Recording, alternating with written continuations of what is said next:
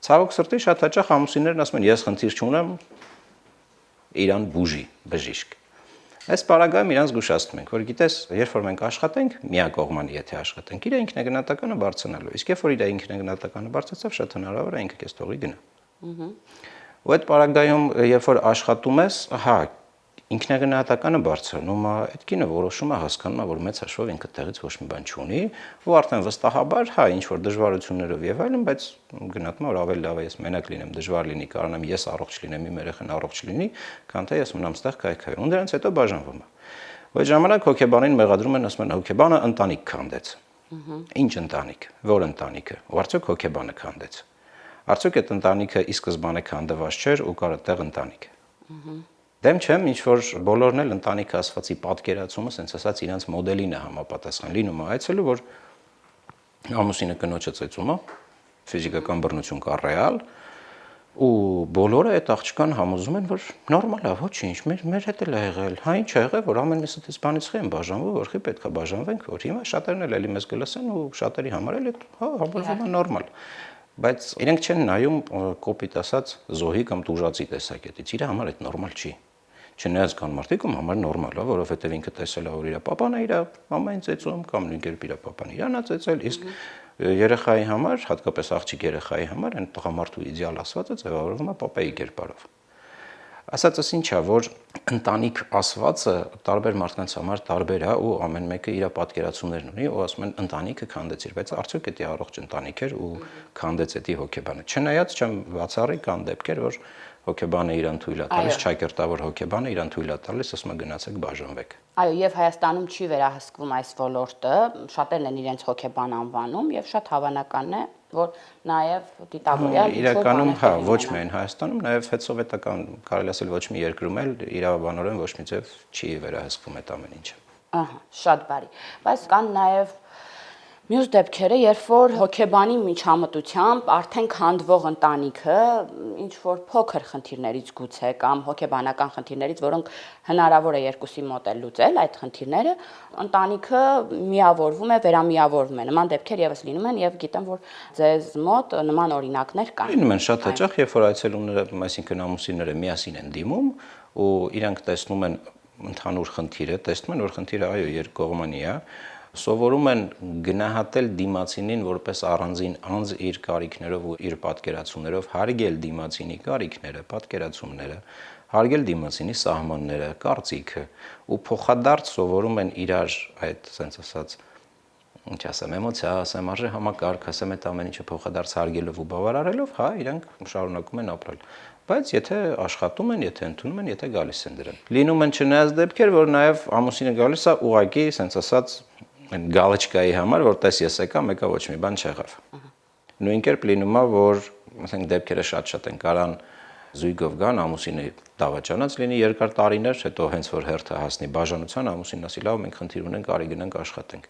Բայց իրականում ինքն ներքուս չուզեն աշխատի, պրոստը դրանով ենք արբանանում, որ տես ես քայլ եմ անում։ Հետո որոշ ժամանակ sense ասած կինը հանգստանա, համաձայնվի ու դրանից հետո նորից ինքը sense ասած շարունակի իր գործն անել։ Ու այս պարագայում էլի կարևոր է, որ հոգեբանը իր վրա չվերցնի որոշողի դերը ու աղջիկն ասի գիտես դու սխալ ես անում կամ sense, հա, չէ, իրանք պետքա բերեն, դու կարաս մաքսիմում իրանց բացատրես իրականությունը։ Ոնց է, որը որից հետո է գալիս, ինչ է իրականում կատարվում, իրանք արդեն որոշեն թե ինչ են ուզում։ Եթե զույգերից երկուսն էլ վստահաբար ներքին համոզմունքով ուզում են, որ միավորվեն, վերամիավորվեն եւ խնդիրը լուծվի։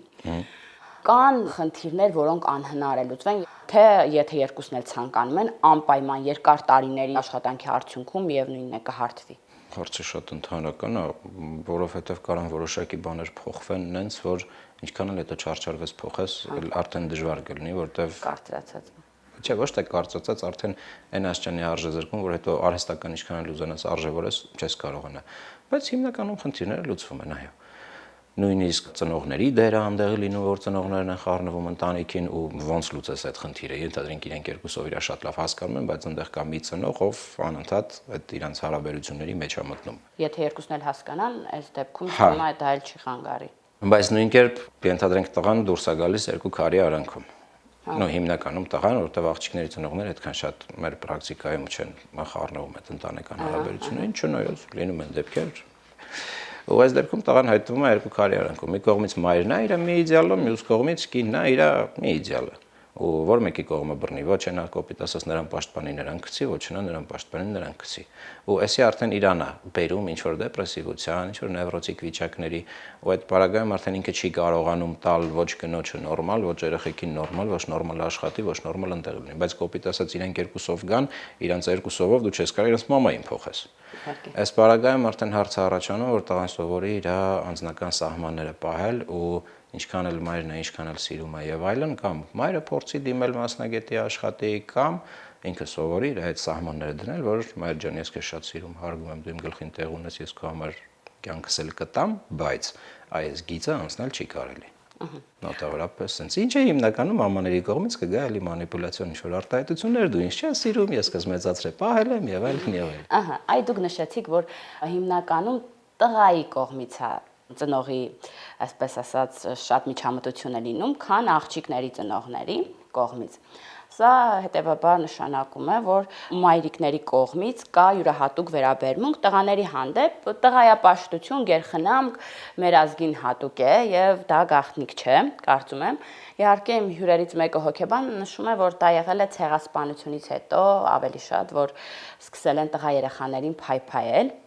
Դա որքանով է ճշմարտություն համարում, որ կա մեզ մոտ տղայապաշտություն եւ որքանով է դա խանգարում տղաներին կայացման հարցում, առողջ ընտանիք ունենալու հարցում եւ միևնույնն է վստահ եմ, որ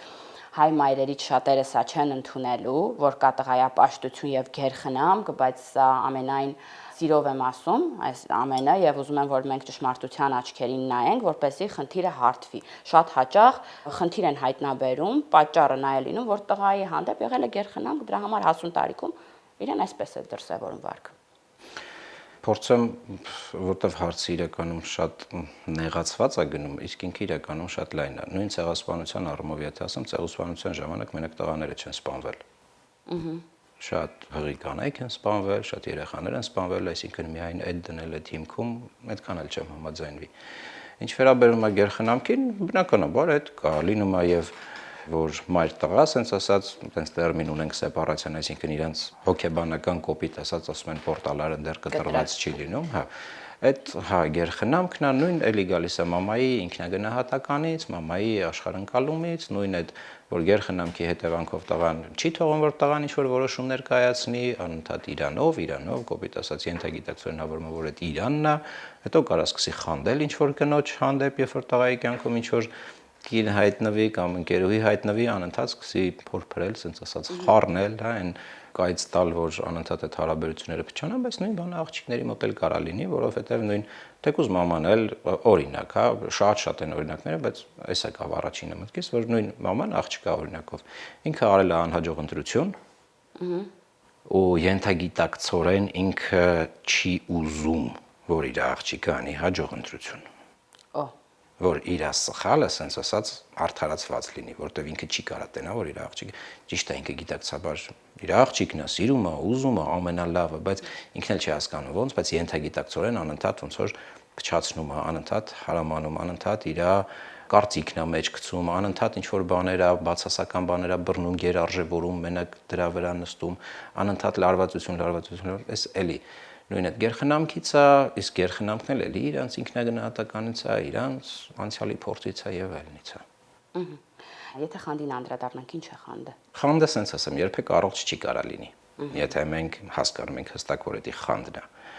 Որովհետեւ խանդ ասվածը որպես հույզ ինքը երբ է առաջանում։ Կարանք դիտարկենք 3 տարբերակ, որ խանդում են։ Տարբերակ համար առաջինը, երբ որ տղան խանդում է աղջկան, ինչ որ կոնկրետ տղայի հանդեպ։ Ոչ թե ինչ որ ուրիշների ցանկացած մեկի, այլ կոնկրետ ինչ որ մեկի հանդեպ։ Նույնն էլ աղջիկը խանդում է տղային ինչ որ կոնկրետ աղջկա հանդեպ։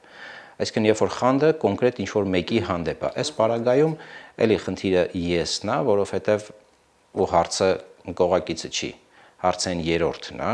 որը որ ենթագիտակցորեն կամ թեկուզ նաև գիտակցորեն համարում է այս նույն աղջիկը եթե խանդում էր տղային, համարում է որ այն աղջիկը իրա ավելի լավ, ասենց ասած, տարբերակն է։ Այսինքն ինքը այնտեղ տեսնում է այն, ինչ որ ինքը կուզեր լիներ։ Դրա համար կոպիտ ասած տրամաբանորեն պարզ է, որ այս մարդը կգնա ավելի լավ տարբերակի մոտ։ Դրա համար խանդում է կոնկրետ մենակ այդ մեկի հանդեպ։ Կա երկրորդ տարբերակը, որ խանդում է ցանկացած ինչ որ մեկի հանդեպ։ Այս էլի եսի խնդիրն է, որ ես այդքան լավը չեմ, ես արժանի չեմ իրան, դրա համար ինքը կարա գնա ցանկացած ուրիշի մոտ։ Կա երրորդ տարբերակը, այս արդեն ավելի շատ են սեփականատիրոջ վարք ասվածն է, որը էլի խանդի հետ է ասոցացվում, բայց դա ինչ ասեմ, խանդը չի կամ խանդի տեսակներից մեկն է, ամեն դեպքում էլի առողջ չի, որ երբ որ պաշտպանում է։ Նույն այստեղ ստանդարտ երեխայի օրինակն եմ միշտ բերում, ասում եմ, երբ որ երեխան ինչ-որ խաղալիք չունի, տեսնում ես ինչ խաղալիք է, ինքը այդ խաղալիքը ուզում է, ամեն ինչ պատրաստ է անի, որ հասնի այդ խաղալիքին, չգիտեմ, տները մաքրի, դասերն անի, ես անի, խնդրում է, ամեն ինչի պատրաստ է, որ այդ խաղալիքը ունենա։ Երբ որ խաղալիքն ունենում է, ինքը այդ խաղալիքին սիրում է, մոտ 2-3 օր, մոտավորապես թիվ եմ ասում, դրանից հետո այդ խաղալիքը հայտնվում է մնացած խաղալիքների նույն կույտում։ Բայց երբ որ հարևանի երեխան ուզում է այդ խաղալիքով խաղալ, ինքը չի տալիս։ Երբ որ իր քույրը կամ եղբայրը ուզում է այդ խաղալիքով խաղալ, ինքը չի տալիս։ Երբ որ ասում են լավ դե տանենք թափենք, չէ, դա ինձ պետք է։ Ինքը սկսում է դրան պաշտպանել։ Նույն կերպ ստեղ տղան ենթադրենք ամեն ինչ անում է, որ հասնի այդ աղջկան, ուշադրություն, հոգատարություն, նվերներ, ամեն ինչ, կոմպլիմենտներ եւ այլն, ամեն ինչ անում է, որ հասնի այդ աղջկան։ Երբ որ հասնում է այդ աղջկան, դառնում է վсё, ինքը իմն է։ Երբ որ իմն է, արդեն սկսում է պաշտպանելը։ Նույն կերպ աղջկան սահմաններ դնել, ես ինչ տեղը չգնաս, ես ինչ բանը չհագնես, ես ինչ բանը չանես, ես ինչ մարդու հետ չշփվես, ինքը լավը չի, չնայած հենց այդ մարդները իրանց ծանոթացրել։ Կամ ես ինչ տեղը չգնաս, չնայած հենց այդ տեղում էին ծանոթացել։ Ես ինչը չհագնես, չնայած ինքը հենց այդ հագուստով էր իրան հավանել, այդ կերպարի մեջ էր հավանել։ Սրանով սկսում է սահմանափակել, որ պաշտպանի, որ հանկարծ ուրիշին, ասենց ասած, այդ խաղալիքը չգնա։ Սրանցից ոչ մեկն էլ առողջ չի։ Ու որ նայում ենք առողջ հարաբերություններ կամ երբ որ զույգերը գալիս են, որ նախ ամուսնական զույգեր պլանավորում են ամուսնական կյանք անցնել, այստեղ կարևոր է որ իրանք հասկանան, որ իրանք առանձին մարդիկ են, ովքեր ունեն իրանք կարիքները, իրանք պատկերացումները, իրանք պլաստիրին չեն, որ մեկը մյուսին փոխվի, համապատասխանի։ Չէ, իրանք ընդունում են իրար որպես առանձին մարդ, իրանք կարիքներով, պատրաստ լինելով իրար կարիքներ փոխադարձ բավարարելով, այդ նույն կյանքի ճանապարհը միասին անցնել։ Այս ժամանակ իրանք առողջ կգնան այդ, ոչ թե չէ դու փոխվի, համապատասխանի իմին, այս ինչը չի կարելի, այս ինչը հենց, որովհետև ինչքան էլ այդ ներքին ցանկությունները sense ասած խեղտես, վերջում ասելու է բժիշկ ջան, նևրոզ ունեմ կամ դեպրեսիա ունեմ։ Մի փոքր անդրադառնանք նաև դավաճանությանը եւ խոսենք մեր հասարակության մեջ այն կարծրատիպերի մասին, օրինակ, որ տղամարդկանց դավաճանությունը ներվում է շատ հաճախ եւ ավելի կարելի ասել նորմալ է ընդունվում, ընկալվում, կնոջինը ոչ բացարձակ։ Երկու դեպքում էլ դավաճանությունը դատապարտելի բան է, սխալ է։ Հանցանք է, ես կասեմ։ Ձեր սահմանումները տվեք ձեր դավաճանություն ասվածը մենք կարենք էլի տեսակավորենք, հա, ասենք էմոցիոնալ դավաճանություն, ասենք ֆիզիկական դավաճանություն, որովհետև նույն կերպ մարդ կարա ֆիզիկապես դավաճանի զուտ ինչ որ կարիքներից ելնելով, ինչ որ պահի ազդեցության տակ եւ այլն, չեմ արդարացնում, չեմ ասում այդ ճիշտ է, չեմ ասում հա կարելի է, չեմ ասում այդ լավ է, չէ, բայց ուրիշ բան է զուտ ինչ որ պահի ազդեցության տակ էմոցիոնալ վիճակում ինչ որ կարիքներից ելնելով ունենալ ֆիզիկական կոնտակտ, ուրիշ բան է տարիներով լինել էմոցիոնալ կապի մեջ, չգիտեմ, կարևորել, հոգատարություն տալ այդ մարդուն, ընտանիքի ժամանակը կտրել, այնտեղ տրամադրել եւ այլն եւ այլն։ Սրանք տարբեր են, երկուսն էլ դավաճանություն է, բայց տարբեր են իրանք։ Ինչ վերաբերվում է խանդին դավաճանությունից հետո, այդ որտեվ անցած թեմայում ոնց որ դրան չասցինք, որ լինում է մի դեպք, որ մի անգամ դավաճանության դեպքը լինում է, դրանից հետո իրանք շարունակում են իրար հետ ապրել, բայց անընդհատ մտածում է բա որ էլի։ Այստեղ հարցը առաջանում ինչի դրանից հետո ինքը մնաց այդ տղամարդու կամ այդ կնոջ հետ։ Այստեղ ոչ թե խնդիրն է որ բա որ ինքը դավաճանի, այստեղ խնդիրն է թե դավաճանությունից հետո ինչի դու մնացիր իր հետ։ Այստեղ նաև խնդիր կա ֆիզիկական դավաճանության եւ հոգեվոր։ Եթե ֆիզիկական է դավաճանությունը, կարծում եմ կարելի է ինչ որ կերպ հաղթահարել։ Կարելի է։ Ինչ որ ձև։ Կարելի է դնել, աշխատել, բայց եթե այդ նույն դավաճանողն էլ, ասենց ասած, ինքն էլ անկեղծ ուզում է, որ հասկանում է, որ տենց բան է եղել, որովհետև այդ այնտեղ ինչ որ խնդիր եղել է, որ այդ այնտեղ առաջացել է, այսինքն իրենք գալիս են այդ երկուսով այդ խնդիրը։ անկեղծ աշխատում, ոչ թե գալիս է ուղակի գալիչկայի համար, որ ասի տես ես եկա, դավայ ինձ ների ու էլի շարունակի ասենց ասած իր գործը, այլ անկեղծ խնդիրը հասկանում են, դնում են, աշխատում են դրա վրա եւ այլն։ Իսկ ինչ վերաբերվում է բաժանություններին, ապա հիմա ուղակի ակնհայտորեն ուրախալի է, որ մեր աղջիկների ինքնագնահատականը բարձրանում է, բայց ցավալի է, որ տղաների ինքնագնահատականն է ընկնում։ Ու տղաների ինքնագնահատականը ընդհանրացված եմ ասում, բնականաբար բոլորին չի վերաբերվում, բայց գլոբալ եթե նայում ենք, տենց տենդենց կա, որ աղջիկներին է բարձրանում, տղաներին ընկնում։ Աղջիկները դառել են ավելի ինքնուրույն, ավելի ձգտող, ավելի աշխատող, այն որ ես պետքա նստեմ տանը երեխա պահեմ, մնացած ամուսինը կանի, փորձը բերել է նրան, որ հասկացել են, որ sense ասած տենց չի կարելի։ Ու սկսել են իրանք էլ իրենց եսի վրա աշխատել, իրենց եսը կարևորել, իրենց ինքնագնահատականը բարձրացել է, ու այս պարագայում արդեն իրանք էլ կոպիտ ասած են շատ հաճախ ինչի են շարունակում դավաճանությունից հետո մնալ չբաժանվել կամ այդ նույն ֆիզիկական բռնությունից հետո մնալ չբաժանվել կամ որովհետև դե ես մենակով չեմ կարող այդ ամեն ինչի ծախսերը հոգամես անեմ կամ ես մենակով չեմ կարողանա այդ դժվարությունները հաղթահարեմ իսկ հիմա երբ որ ինքնագնահատականը բարձրանում է գիտի որ կարա կանի կստացվի ոչինչ թող դժվար լինի բայց ես այդ կանեմ ավելի լավ է տենց քան թե ես մնամ այդ ամեն ինչի մեջ ու նաև փոխվել է վերաբերմունքը նրա հանդեպ, որ այն ժամանակ ասում էին երեխային դա վնաս է, երբ որ բաժանվում են, ու չէին հասկանում, որ երեխային իրականում ավելի վնաս է, երբ որ ինքը մնում է տենց տրավմատիկ ընտանիքներում։ Ու նույն աղջիկ երեխան այդ նույն մոդելով հետո վաղը ինքն է ենթարկվելու այդ ամեն ինչին ու նայելու է, որ այդ նորմալ է, վախենալու է բաժանվի։ Իսկ սենց ինքը արդեն ունենում է այդ, ինչ ասեմ, ինքնավստահությունը, իմանում է, որ կարելի է ու պարտադիր չի մնալ նման հարաբերություններում, որովհետև իր կյանքն է գնում, իսկ մենք տենց հոգեբանության ուղղություններից գեշտալտ հոգեթերապիա ունենք ու ճակերտավոր ասած իրան տենց ունենք գեշտալտի աղոթք, որ ասում է ես եմ, դու ես։ Ես չեմ ծնվել, որ բավարարեմ քո կարիքները, քո պատկերացումները կամ համապատասխանեմ քո պատկերացումներին, դու չես ծնվել, որ համապատասխանես իմ պատկերացումներին կամ բավարարես իմ պատկերացումները։ Այնտեղ շարունակություն էլ կա, բայց շարունակությունը կարևոր չի։ Կարևոր ստեղ էսա, որ մարդիկ երբ որ հասկանում են իրանց սահմանները ու գնահատում են իրանք, այս պարագայում հա իրանք կլինեն առողջ ու հակառակ դեպքում երբ որ ինքը շարունակում է ինքը իր ինքնագնահատականը, ինքնավերաբերմունքը, ինքը իրան չի գնահատում, իսկ եթե ինքը իրան չգնահատի, ոչ դիմացինն է իրան գնահատելու։ Ու նույն կերպ էլ իր երեխան է սովորելու, որ ինքը իրան չպետք է գնահատի։ Այսինքն այն որ իբր երեխայի խաթր ընտանիքը պահում ենք, իրականում այդ երեխային ավելի վնասում։ Պարզ է։ Կոգնիտիվ թերապիան, վարքային թերապիան այսպիսի կանոն ունի, արժեզրկվում է այն ամենը, ինչ քեզ խանգարում է կյանքում երջանիկ լինելուն, այսպես ասենք, ինչը քեզ ցավացնում է։ Եթե այցելուն գալիս է եւ իրեն ցավացնող, անհանգստացնող բազմաթիվ բաներ փորձում է արժեզրկում ենք, ասենք։ Այդ այցելուն ամեն ինչ արժեզրկելով կենթանուց ինչով է տարբերվում, օրինակ ես եկա, կենթանուց ինչով կտարբերվեմ, բացի շնից, որը ավելի հավատարիմ արարած կմնա այս դեպքում, եթե ես ամեն ինչ արժեզրկեմ։ Իրականում շատ եք գեր ընդհանրացնում ամեն ինչ արժեզրկելով, որտեղ ամեն ինչ չենք արժեզրկում, բայց հա կարող ենք ամեն ինչ էլ արժեզրկել, բայց ամեն ինչ չենք արժեզրկում, որովհետև այո, ցանկացած բացասական էմոցիա էլ առողջ է, ու մենք մարդ ենք ու նորմալ է, որ մենք այդ բացասական էմոցիաներն ունենանք, բայց ցած ասած չափի մեջ, այնքան որ մեզ այդ չվնասի։ Չափը ոնց ենք որոշում, մոտավորապես եթե կարողանանք պատկերացնենք էմոցիայի ուժգնությունը 0-ից 100 սանդղակով, որտեղ 0-ն այնա որ բացարձակ չկա, իսկ 100-ը այնա որ դրանից ուժեղել չի կարող լինի կամ երբևիցե որ ինքը ունեցել է կամ կարա իրան պատկերացնի։ Եթե բացասական էմոցիան մինչև 30,